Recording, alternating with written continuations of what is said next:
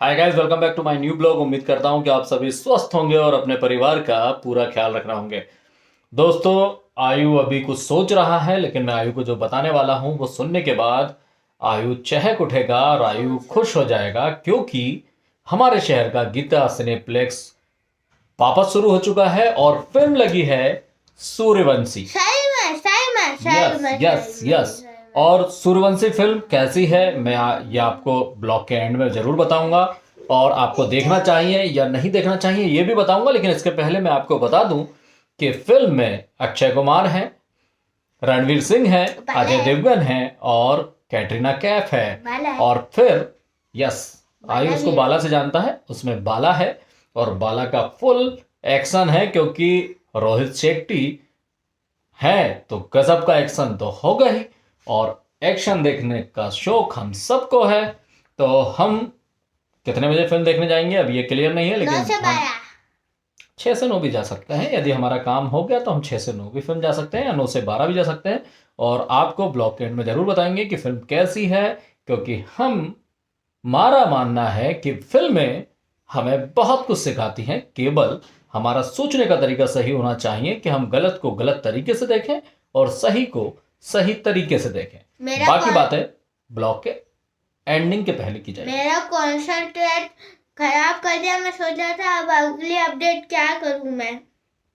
चलो, आयु अपने ब्लॉगिंग में अपडेट देता है पोकेमोन और डोरेमोन और सिंचैन और मुझे नहीं पता, लेकिन बहुत सारे बेबलेट मैंने तो आज तक नहीं सुना है।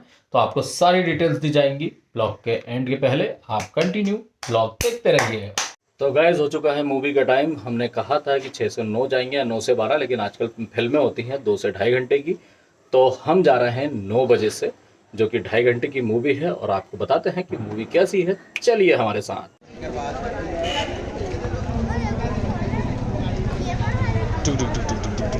पीछे जान दो, पीछे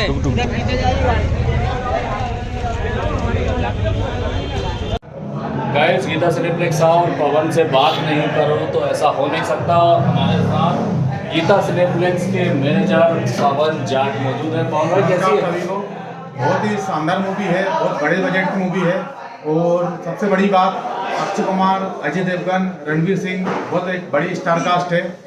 सभी लोगों को जरूर से जरूर देखना चाहिए। पूरी फैमिली मूवी है। आप सब लोग आइए, सभी का वेलकम। सभी को दीपावली की बहुत हार्दिक शुभकामनाएं। खास बात यह है कि रोहित शेट्टी का एक्शन है, तो चलिए वो हमारे साथ। हम आपको रोहित शेट्टी का दिखाते हैं। मूवी तो एक्शन मूवी रहता है।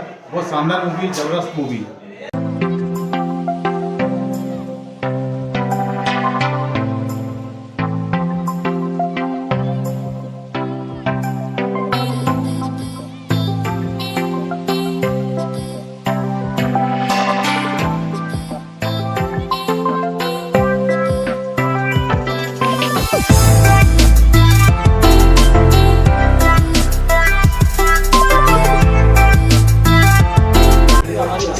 ताली है जिसका बर्थडे है, हैप्पी बर्थडे ऊर्जा।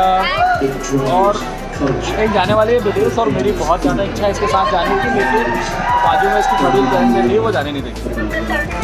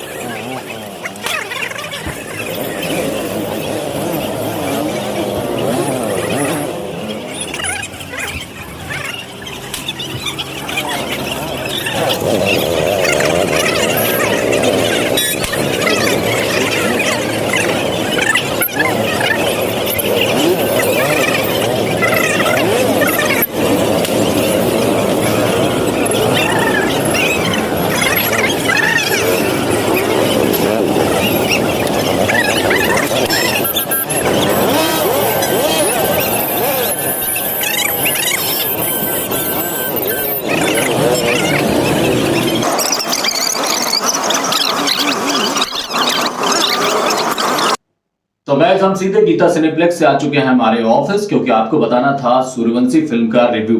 आपको बता दूं कि सूर्यवंशी फिल्म में सूर्यवंशी नाम खतरों के खिलाड़ी अक्षय कुमार का होता है।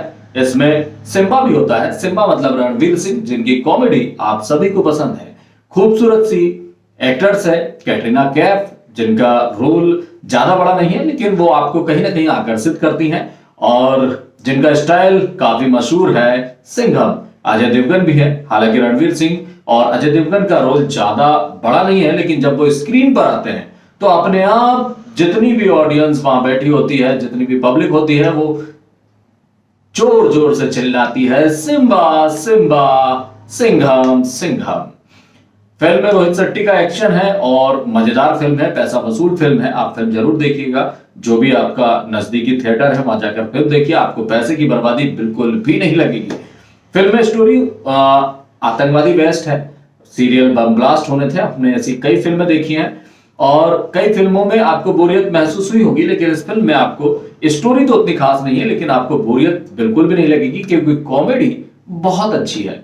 खासकर अक्षय कुमार की जो कॉमेडी है कि वो नाम भूल जाते हैं कि आपका नाम क्या है, ऐसा नहीं बोलते हैं वो। एक्चुअल में नाम भूलने की कहानी ये होती है कि वो यदि किसी का नाम जैसे मैं मेरी वाइफ का ही नाम बताता हूं कि मेरी वाइफ का नाम यदि रीना है तो वो उसे राबी बोल देंगे और फिर वो बताती है कि जी मेरा नाम रीना है।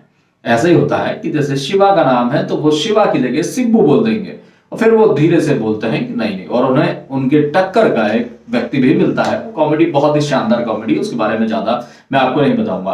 आप फिल्म जाकर देखिएगा, आपको मजा आएगा उस कॉमेडी को भी देखने में। और इस फिल्म में एक बहुत ही अच्छा संदेश जो मेरे दिल को छू गया, वो संदेश ये था कि जब कैटरीना कैफ ऑस्ट्रेलिया जाने का निर्णय ले लेती है, उस समय पर एक पुलिसकर्मी की वाइफ, जो कि पुलिसकर्मी शांत हो चुके होते हैं, उनकी वाइफ उन्हें समझाती है कि जीवन की सबसे बड़ी देन परिवार है और आपके पास परिवार है और अब मेरे पास परिवार नहीं है।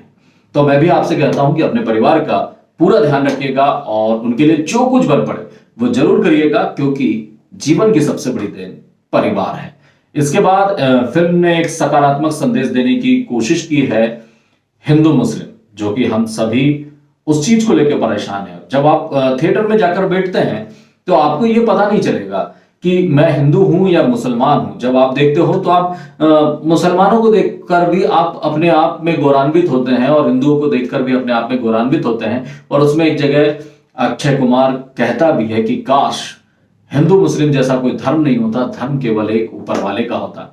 उस समय जावेद जाफरी एक बहुत बड़ी बात बोलते हैं कि इंसान फिर भी लड़ने का मौका ढूंढ ही लेता। तो मेरा आपसे निवेदन है कि छोटी छोटी बातों पर लड़ाई झगड़े ना किया करें, खुश रहिए और खुशियां बांटिए, क्योंकि जब आप किसी को खुशी देते हैं तो वो लूट कर 4, 5, 10, 20, 100 गुना आपके पास वापस आती है। तो फिल्म में हिंदू मुस्लिम एकता को लेकर और hमारे जो भारत देश के मुस्लिम हैं वो अपने देश के प्रति कितने समर्पित हैं, इसको लेकर दिखाया गया है कि वो हमारे देश के बारे में सोचते हैं और उन्हें आतंकवादियों के द्वारा बरगलाया जाता है। लेकिन जब समय आता है और जब देश पर संकट की बात होती है तो हमारा मुस्लिम भाई भी हिंदू भाई के साथ मिलकर देश की रक्षा करने के लिए प्रयत्नशील होता है और कोशिश करता है।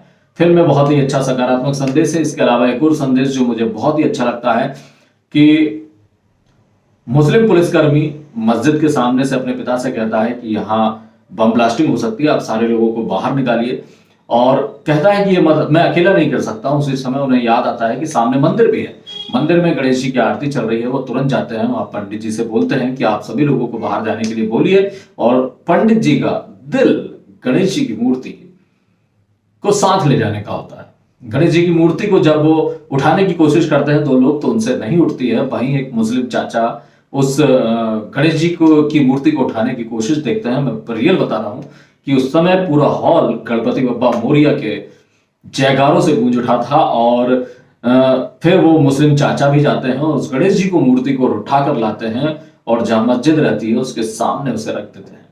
वो मूवमेंट इतना अच्छा लगता है कि फिर से मेरा मन होता है कि काश धर्म नाम की कोई चीज नहीं होती और हम सबका धर्म केवल एक ऊपर वाला होता। तो फिल्म को देखिए, बहुत कुछ अच्छा है। मैं उसकी बुराई इसलिए नहीं करूंगा क्योंकि स्टोरी में हालांकि कोई खास दम नहीं है, सॉन्ग उतने अच्छे नहीं है। टिप टिप बरसा पानी रवीना टंडन से अच्छा कैटरीना कैफ उसे नहीं कर पाई, और जो कि फिल्म मोहरा में किया था। तो आप फिल्म देखिए और फिल्म देखने के बाद कमेंट बॉक्स में जरूर बताइएगा कि आपको फिल्म कैसी लगी। और यदि आपने अभी तक चैनल को सब्सक्राइब नहीं किया है तो प्लीज करिए, क्योंकि हमारी कोशिश है आपको सही बताने की और आपके बारे में कुछ अच्छी बातें बताने की, और बहुत कुछ जो मैं आपको बताता रहता हूं। और फिर में बहुत कुछ है कहने के लायक, लेकिन मैं आपसे सारी बातें शेयर नहीं करना चाहता हूं। प्लीज प्लीज प्लीज नजदीक के थिएटर में जाकर सूर्यवंशी देखिए। हाँ, एक बहुत ही महत्वपूर्ण चीज जो मैं भूल गया था, फिल्म में एक शब्द का इस्तेमाल किया गया है, स्लीपर सेल। स्लीपर सेल का मतलब मैं आपको बता देता हूं। स्लीपर सेल का मतलब यह है कि पड़ोसी देश से जब आतंकवादी हमारे देश में भेजते हैं तो वो यहां बरसों बरस तक मिल्कमैन, बार बार, या फिर गाइड, या फिर टैक्सी ड्राइवर, या फिर मैकेनिक, नाना प्रकार के कार्य करते हैं, और बरसों तक वो हमें महसूस भी नहीं होने देते हैं कि वो आतंकवादी हैं और हिंदू बनकर रहते हैं। और हमारे समाज के लोग उनकी शादी भी करा देते हैं हमारे, और बाद में पता चलता है कि वो आतंकवादी हैं। तो मैं ये नहीं कहूंगा कि आप सभी को शक की नजरों से देखें, लेकिन कोशिश करें कि आप, जब आपको ऐसा लगे कि कोई व्यक्ति 10-15 साल से हमारे यहाँ रह रहा है, तो उसके आसपास पता लगाएं कि वो कहाँ से आए हैं, कैसे आए हैं। हालांकि ये पुलिस का काम है तो पुलिस ज्यादा बेटर तरीके से कर सकती है। मैं केवल स्लीपर सेल के बारे में बता रहा हूँ कि कैसे स्लीपर सेल हमारे देश में आते हैं और बम ब्लास्टिंग की योजना बनाते हैं, और आरडीएक्स भारी मात्रा में यहाँ रखा हुआ होता है। अब बस एक लाइन की फिल्म देखिए और अपने परिवार का पूरा ख्याल रखिए। तब तक के लिए बाय बाय।